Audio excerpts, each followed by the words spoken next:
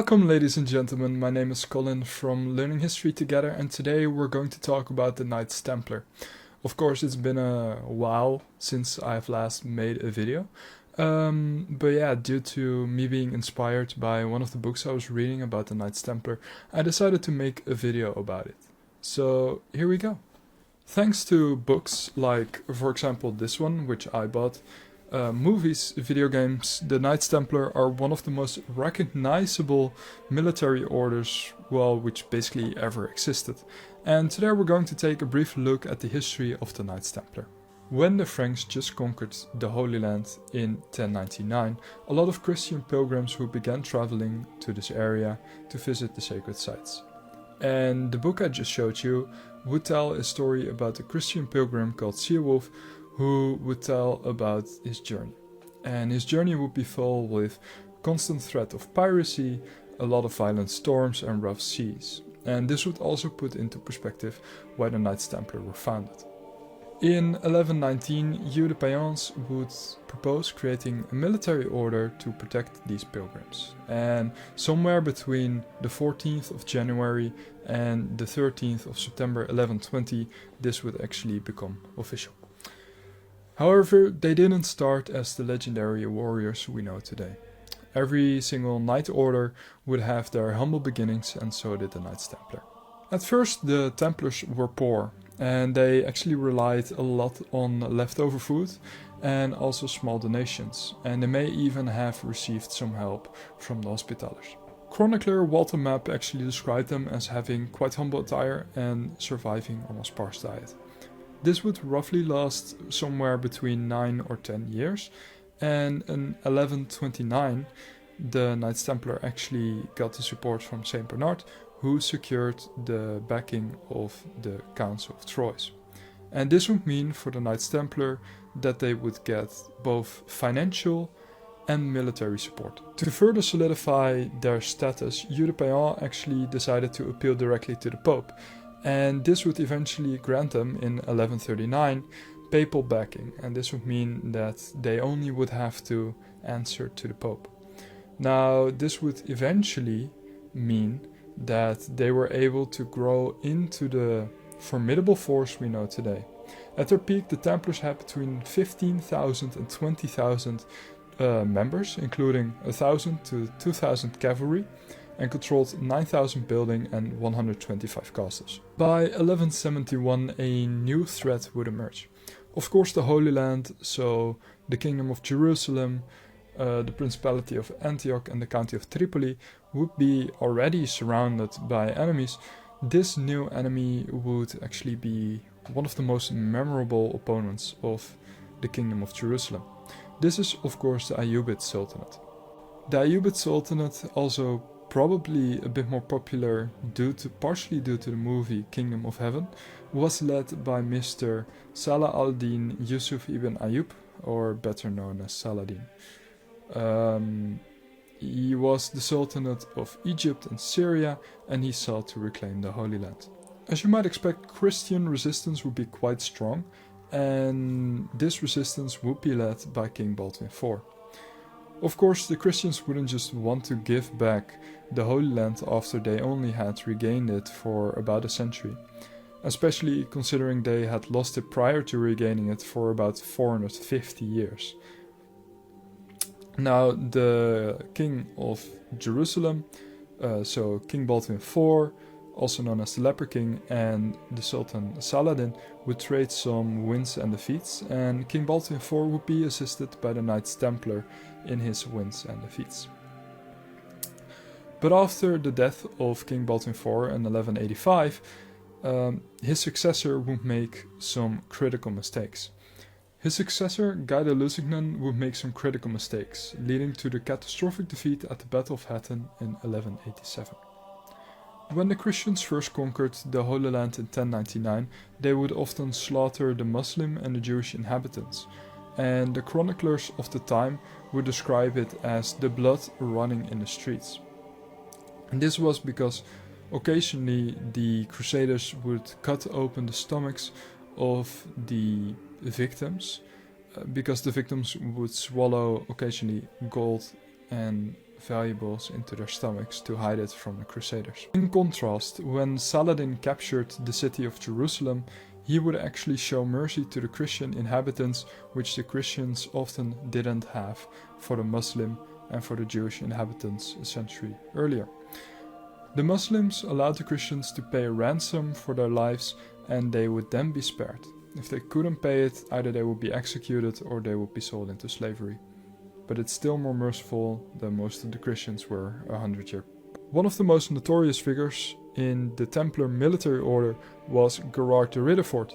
He was the 10th Grand Master of the Knights Templar. His leadership was controversial, and some would argue that he played a role in the disaster of Hattin. While maybe not a leading role, he still advised Guy de Lusignan. Before the Battle of Hattin, there was another battle fought by Gerard, and this was the Battle of Cresson in 1187. While traveling, he and his knights encountered a Muslim military force, and most commanders would assess their chances, and if they're heavily outnumbered, they would retreat. But not Gerard. Instead, he insisted on following the Templar rule of never retreating from battle. So let's put this into perspective. Gerard fought a military force between 5,000 and 7,000 personnel against his own 140 knights and a small cavalry force, consisting of Templars, Hospitallers and Turcopoles. As you might expect, it was a slaughter. Most of his knights were killed, Gerard himself got captured. Even though he later got released, this still isn't a very good look. Later, when Gerard would return, he would contribute to his next great disaster, the Battle of Hattin. Following their defeat at Hattin, the Knights Templar and other Crusade orders were forced to regroup. The first major counter-offensive was in 1189, and this was at the Siege of Acre. This battle lasted roughly 2 years, and this battle would be quite important because Acre would serve as the capital and as the base of operations for a lot of knight orders, including but not limited to the Knights Templar. In the early stages of the battle, fate would finally catch up with Gerard, and this time there was no escaping his fate. He would be captured once again, and this time around there was no negotiations, and he would be swiftly executed. His death marked the end of a tumultuous leadership, and he was succeeded by Robert de Sablé as the next Grand Master of the Templars. Under Sablé's command, they would recapture the city of Acre and fortify places along the Palestinian coastline. One of the biggest victories he scored was at the Battle of Arsuf.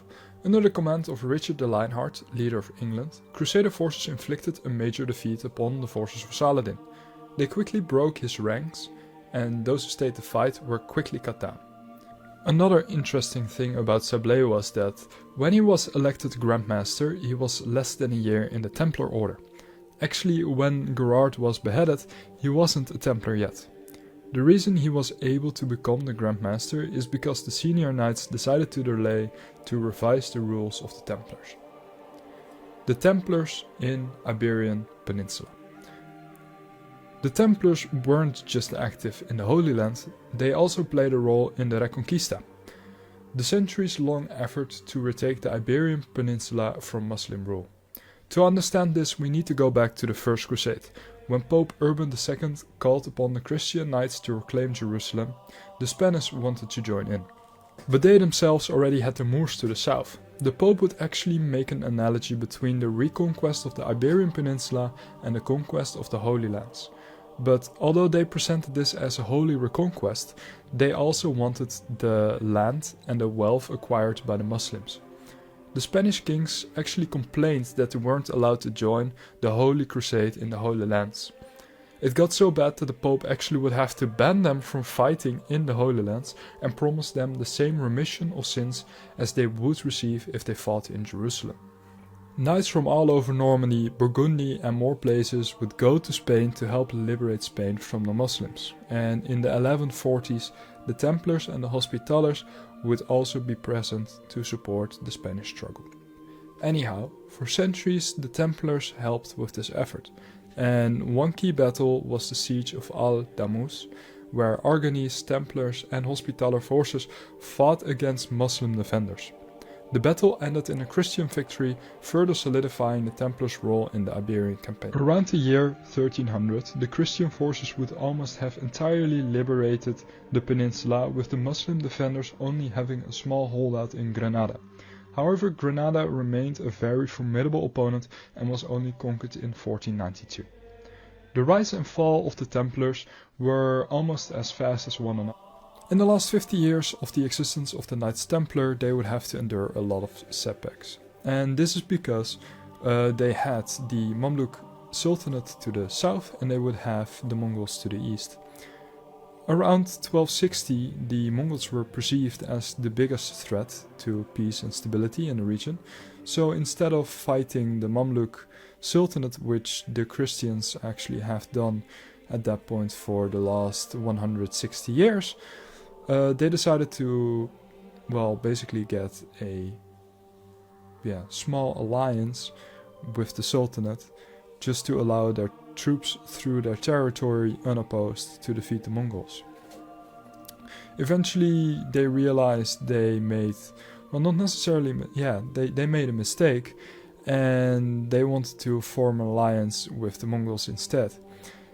Attempts were made at this, however the Mongols and the Christians' coordination and supplies and stuff like that were always quite bad. Often armies would arrive months ahead of the other, which made their alliance quite ineffective.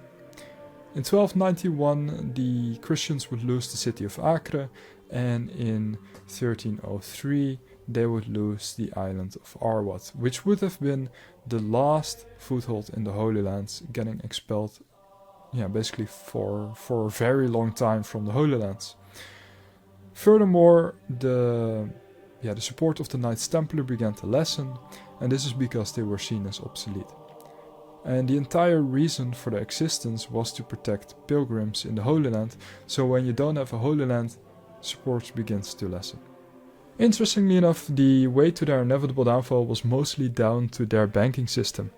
The Templars would have their very own banking system. This is also where they'd loan money to nobles and kings, and there was one particular king indebted to the Knights Templar. This king was a French king, and his name was King Philip IV. In 1307, King Philip IV had accused the entire order of things like blasphemy, homosexuality and more. There have been debates on his motives. Did he want to clear his debt? Did he really believe this? And some historians believe that he probably saw them as an economic and militarily threat. But take this with a grain of salt. However, a lot of Knights of Templar were arrested and tortured. Torture is never a good interrogation tactic, and thus, soon a lot of Templars started to give out fake confessions, and only a few managed to refuse to give a fake confession. Thus the Pope ordered all the kings to arrest the Templars and seize their assets. He tried to do a papal hearing, so once relieved from torture, they all started to recant, and the Pope was hesitant to take action against the Templars, which made Philip IV so enraged he threatened with military action, and thus the Pope was forced to dissolve the Knights Templar and give all their assets to the Hospitallers. Meanwhile, Jacques de Molay and a few other high-ranking Templars were executed by burning, and the other Templars were acquitted. A lot of them would join other Knight orders, and others would go back to their families. I hope you enjoyed this video. It's a very tragic end to a Knight order which is so legendary. However, of course, there's a lot of information which is still left out. If you're interested in more information about the Knights Templar, there are a lot of amazing YouTube videos on YouTube, and there are a lot of great books about the subject. I wish you guys a wonderful day, and I'll see you guys in the next video. Have a good one. Ciao.